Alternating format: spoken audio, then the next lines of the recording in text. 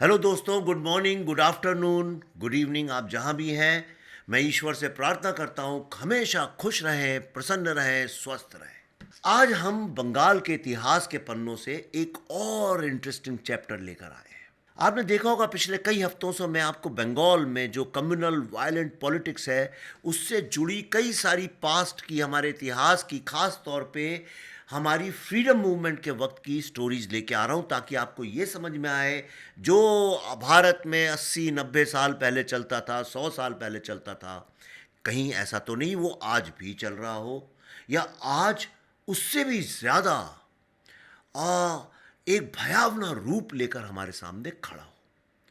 तो आज मैं जो आपको सुनाने जा रहा हूं, ये कहानी है लाल इश्तहार की, मतलब रेड एडवर्टिजमेंट। जी हाँ, ये कहानी है 1905 के बंगाल के पार्टीशन की, और इसमें हम जानेंगे कि लॉर्ड कर्जन की लीडरशिप में अंग्रेजों द्वारा क्या क्या योजनाएं रची गईं, जिसने भारत के फ्रीडम स्ट्रगल को एक ऐसी नई दिशा दी, और जिसके रिटेलिएशन में अंग्रेजों ने अपना वही घिनौना एक पॉलिटिकल हथकंडा अपनाया, जिससे कि भारत में रहने वाली कम्युनिटीज़, खास तौर पर हिंदू और मुस्लिम कम्युनिटीज़ में वायलेंस शुरू हो जाए, दंगे शुरू हो जाए। ये लाल इश्तहार, इसका मतलब रेड पैम्फलेट, अगर प्रॉपरली इंग्लिश में करें, ये लाल रंग के पैम्फलेट्स थे। ये जो थे, ये सिर्फ एक कागज़ नहीं थे, बल्कि इस कागज़ ने, जिसको लाल इश्तहार कहते हैं, इसने नफ़रत और बंटवारे की सोच को भारत के मानस में बहुत ज़्यादा गहरा कर दिया। लॉर्ड कर्जन ब्रिटिश भारत के सबसे कंट्रोवर्शियल वॉइस रॉयज में से एक थे, जो खास तौर पर 3 कारणों से जाने जाते थे। पहला, 1899 और 1900 के ग्रेट इंडियन फैमिन, जिसमें लाखों की तादाद में लोग मरे, पीड़ित हुए, भुखमरी से मर गए। दूसरा, वो जाने जाते हैं उनकी एजुकेशन पॉलिसी को लेके, जिसने भारत में सैकड़ों वर्ष से चली आ रही संस्कृत एजुकेशन की जो प्रणाली थी, जो संस्कृत विद्या शिक्षा प्रणाली थी, उसको पूरी तरह से नष्ट कर दिया। कई लोगों का यह भी मानना है, क्योंकि वो इस बात से डरते थे कि संस्कृत एजुकेशन जो है भारतीय सभ्यता और संस्कृति को सदैव जीवित रखेगा, और सबसे पहला हथियार जो उन्होंने अपनाया भारतीय सभ्यता और संस्कृति को ख़त्म करने का, वो था कि संस्कृत शिक्षा प्रणाली को ख़त्म किया जाए। तीसरा, कर्जन के ऊपर जो सबसे बड़ा आरोप है, वो है 1905 का इनफेमस पार्टीशन ऑफ बंगाल। दोस्तों, पूरे विश्व में दो एक ही स्टेट है जिसका 2 बार विभाजन हुआ, और वो है बंगाल। पहले 1905 में, फिर 1947 में। कर्जन ने किया क्या? कर्जन ने बंगाल को धार्मिक, एक मजहबी और कम्युनिटी के आधार पर पार्टीशन करने की योजना बनाई। बंगाली जो हैं वो हमेशा से, चाहे हिंदू रहे हों, चाहे मुस्लिम रहे हों, अमीर रहे हों, गरीब रहे हों, सवर्ण रहे हों, दलित रहे हों, वो लोग हमेशा बंगाली अस्मिता, बंगाली आइडेंटिटी को मानते थे। लेकिन कर्जन को ये लगा कि अगर इनको डिवाइड कर दिया जाए धर्म के आधार पर, तो इनको तोड़ा जा सकता है, और बंगालियों को तोड़ने के लिए उसने पार्टीशन करने की योजना बनाई, जो केवल राजनीतिक नहीं थी, बल्कि इसके पीछे सोशल और कल्चरल डिवीजन को बढ़ाने के इंटेंशन छुपे हुए थे। दोस्तों, जब 19 जुलाई 1905 में government's resolution on the partition of Bengal का बिल पारित हुआ, इशू हुआ, तब उसके रिस्पांस में 7 अगस्त 1905 को स्वदेशी मूवमेंट का भी जन्म हुआ, और यहां से शुरू होती है भारत के फ्रीडम मूवमेंट की असली स्ट्रगल। ये जो मूवमेंट था, यह ना केवल ब्रिटिश शासन के खिलाफ इकोनॉमिक बॉयकॉट की दिशा में एक अहम कदम था, बल्कि इसने भारतीय जनता के मन में नेशनलिज्म, पेट्रियाटिज्म, स्वदेशी की फीलिंग को और भी ज़्यादा मजबूत किया। स्वदेशी मूवमेंट ने भारतीय समाज को जागरूक किया कि विदेशी सामान को बॉयकॉट करना ही ब्रिटिश हुकूमत की रीढ़ की हड्डी को तोड़ने का सबसे इम्पैक्टफुल तरीका है। इसको तिलक ने और गांधी जी ने, सुभाष चंद्र बोस ने, और तमाम भारत के जो नेताओं थे, उन्होंने इस मूवमेंट को काफ़ी सुदृढ़ किया। दोस्तों, 16 अक्टूबर 1905 को कर्जन ने बंगाल को पार्टीशन कर मुस्लिम मेजॉरिटी ईस्ट बंगाल और हिंदू मेजॉरिटी को वेस्ट बंगाल कह के अलग अलग प्रोविंसेस में डिवाइड कर दिया।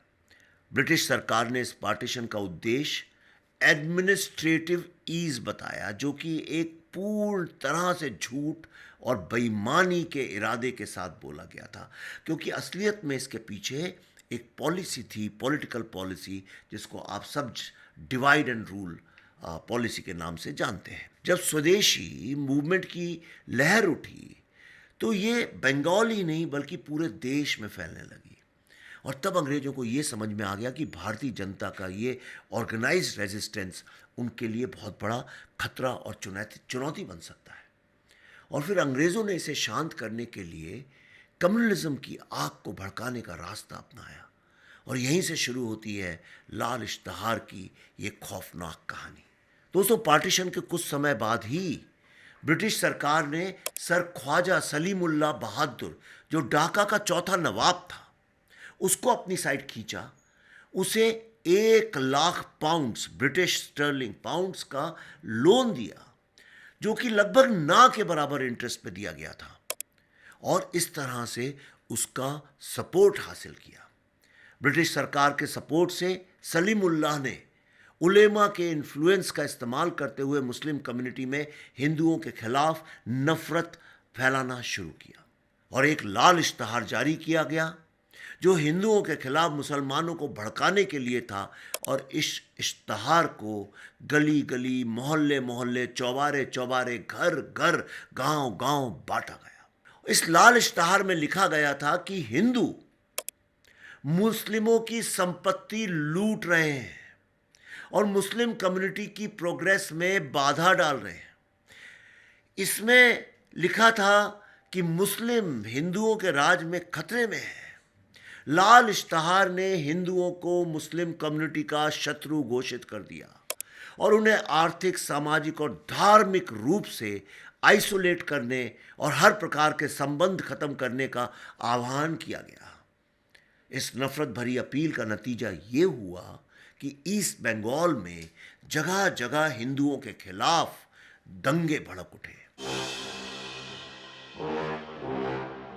लाल इश्तहार सर्कुलेट होने के बाद ईस्ट बंगाल के चिट्टगांव, कुमिला और जमालपुर जैसे इलाकों में इस भयंकर तरीके के दंगे शुरू हुए, जिसका बखान आज की तारीख में करना असंभव है। हिंदू कम्युनिटी के लोग इस कम्युनल वायलेंस के शिकार बने। दुकानों को लूटा गया, घरों में आग लगा दी गई और निर्दोष लोगों की हत्या कर दी गई। महिलाओं के साथ अत्याचार हुए। 4 दिनों तक चले कुमिला के दंगे में हिंदू कम्युनिटी को जो नुकसान उठाना पड़ा, वो आज भी एक मिसाल है। दोस्तों, ईस्ट बंगाल के फर्स्ट लेफ्टिनेंट गवर्नर, जिनका नाम था सर जोसेफ बैम्फील्ड फुलर, उन्होंने एक बयान दिया। उन्होंने कहा, अपनी 2 पत्नियों, मतलब बंगाल के हिंदू और मुस्लिम प्रोविंस में से मोहम्मडन उनकी पसंदीदा थी। वहाँ के मुसलमानों को यह आश्वासन देने लगे कि उनके सारे क्राइम्स माफ़ हैं, और इस दौर में ब्रिटिश सरकार का खुला समर्थन मुस्लिम कट्टरपंथियों को मिलने लगा, जिसने 2 कम्युनिटियों को सिर्फ डिवाइड ही नहीं किया, बल्कि आज तक दोनों कम्युनिटी के बीच की शांति भंग कर दी। अब जरा ध्यान से सोचिए, आज भी सेम पॉलिटिक्स चली आ रही है। आज भी मुस्लिम लोग वही मानते हैं जो ये लाल इश्तहार के दौरान उनके दिमागों में भर दिया गया था। लॉर्ड कर्जन का बंगाल पार्टीशन और लाल इश्तहार की साजिश भारतीय समाज में, मेरे को लगता है, मजहबी या धार्मिक हेट्रेड का बीज बोने की एक क्लियर स्ट्रैटेजी थी। इस पार्टीशन ने न केवल बंगाल को 2 हिस्सों में बांटा, बल्कि हिंदू और मुस्लिम कम्युनिटी के बीच पार्टीशन की एक परमानेंट लाइन खींच दी है।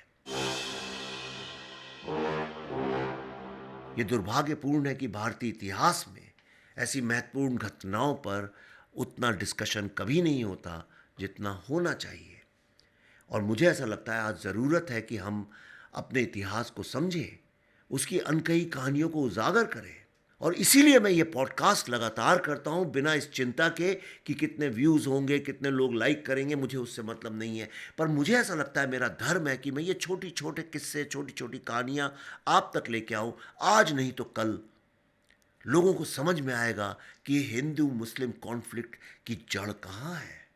और कुछ नहीं तो इन चीज़ों को अगर पिछली जनरेशन ने डॉक्यूमेंट नहीं किया तो कम से कम हमारा तो धर्म है, इनको हम डॉक्यूमेंट करें। आप इनको सुन के जब शेयर करते हैं तो आप कल्पना भी नहीं कर सकते हैं आप कितना नेक काम करते हैं, कितना बड़ा एक धर्म का, एक पेट्रियाटिज्म का काम करते हैं, क्योंकि आप आगे आने वाली जनरेशन्स को, यंग बच्चों को ये बताते हैं कि भारत किन किन परिस्थितियों से गुजरा है।